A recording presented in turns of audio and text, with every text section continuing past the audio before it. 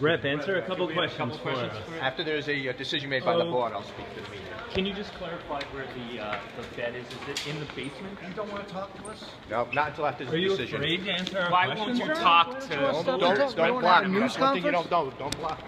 Why won't you talk to voters? I've spoken to my voters, my constituents. You sent out a letter saying you were wearing a t-shirt because of allergies. What about where you're living? Why didn't you tell your mortgage company the same thing you told your insurance company about the change in your residence? Is that a question you're afraid to answer right now, Rep? Don't you think your voters deserve an answer to that very real question? It seems like you answered some, but not that one. The question before the board is whether he lived at 150 Barber Street. What about the question of the voters that put him into office? Don't you think that's important? Why, Rep, are there some questions you will ask and some you won't answer? Are there some that would implicate you? What if the state police asked you, Rep Carnevale?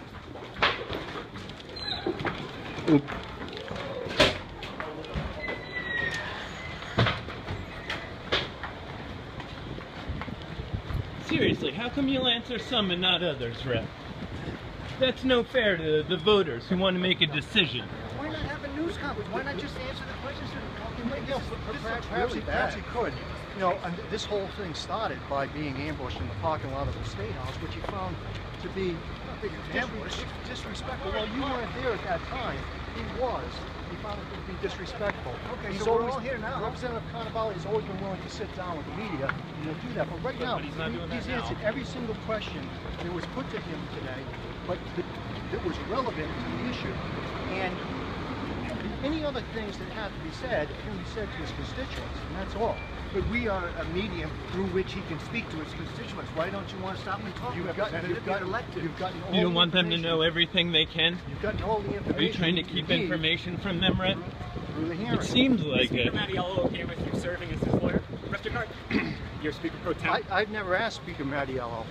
You haven't? No. Do you worry about the optics of this for House leadership? Not at all. Not Why? at all. I'm confident in the evidence that we put on it. It was accurate and correct.